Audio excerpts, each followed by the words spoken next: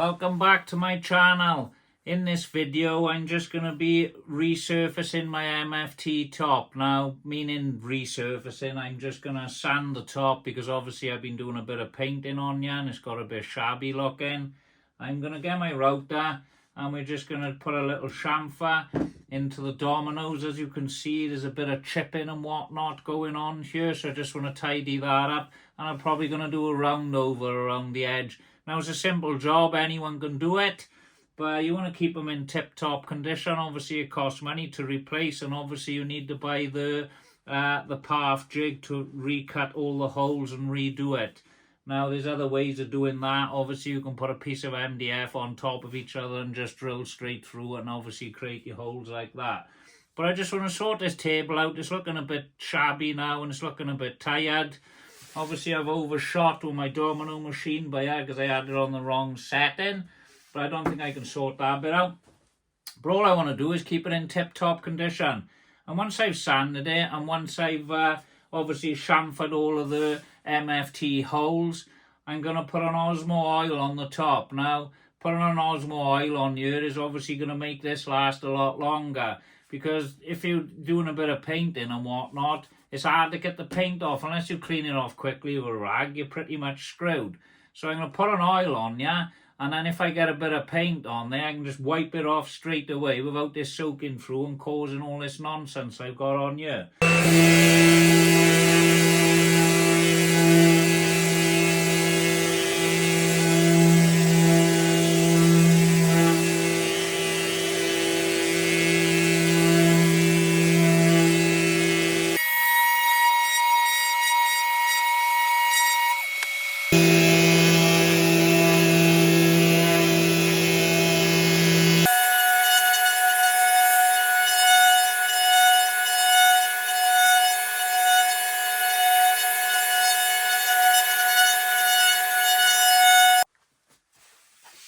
So we've sanded the top of the table. Now it's come up looking alright. It's surprising what just a little bit of sanding can do to something. So all we're going to do now, like I said, I'm going to set up the router. I'm going to chamfer these little MFT holes to stop any chipping and whatnot going on there.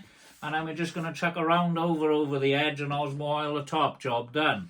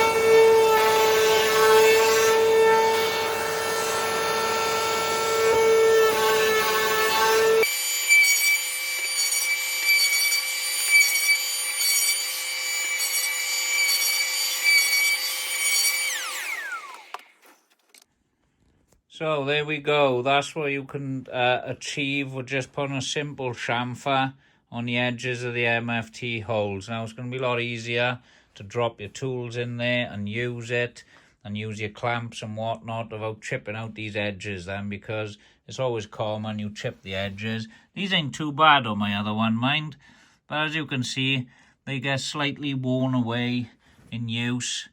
And this just stops that from deteriorating and looking worse, because you might do a big chip and then you'll be gutted then. But yeah, that's it after sanding. Obviously we've routed the chamfer on there. I'm just going to chamfer the edge of the table now, and then I'm just going to chuck an Osmo oil over the top. Job done.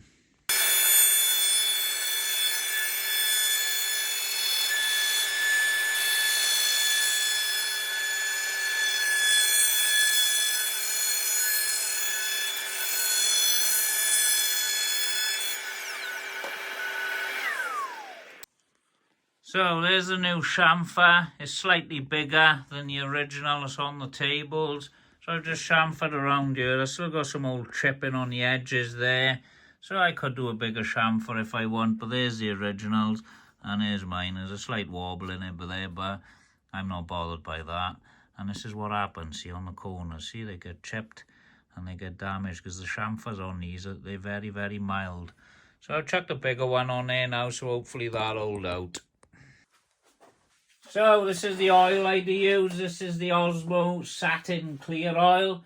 And I don't use a brush for this. All you do, get a piece of sponge. I know it looks a bit rough. And you just get a piece of sponge and you just dip it in your oil. You don't need too much on there. And it's just a simple process of just wiping it on. Obviously you're going to do all your little MFT holes as well. And you just wipe it on with a sponge. And that's it. That's all you do with this stuff. I do get a little bit of dry sponge then. And I do wipe over the top after you've applied it, just to take off any excess. Because you want to be doing this stuff in coats. And it does take a while to dry mine. This does take about 16 hours to 24 hours to dry. But it'll give it good protection. I use this oil on all my projects. Never had a problem with it. It's absolutely great. I don't know what it's going to look like to finish on your mine, because I can see some blemishes of old residues of whatever I've been using on this table. But apart from that, I'm just happy to have a bit of protection on you. Something I can clean off quickly rather than bloody sand it every few months. So now I don't need to deal with that anymore. Just going to go over the top of that sticker. Probably should have sanded that sticker off. Maybe I'll do that next time. But you just use the sponge like I said. And just applying the oil onto the MDF. And this will suck it right up, this MDF. Well, and that's it. That's all you've got to do.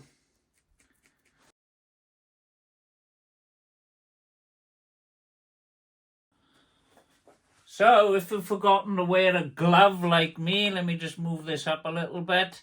If you've forgotten to wear a glove like me, the best things I do use are these Wonder Wipes to clean your hands. They're absolutely brilliant on getting rid of the Osmo oil off your hands. Now, it's recommended to wear gloves when using this oil, because obviously you'll get hands like mine and get wrecked. But, yeah, it's turned out nice if I don't say so myself. Got these odd blemishes on you, but as long as I got the protection on the table, I'm happy with that. Now, what you should be thinking about doing is when you do go and buy one of these MFT tables, no matter what you buy, this should be the first job you do. You should take it home, give him a sand, give him an oil, and you're away to go. I know a lot of people ain't going to like the colour on this and everything, but it's going to save you obviously changing your tops more regular, depending on what sort of work you do on them, see? And that's it for this video.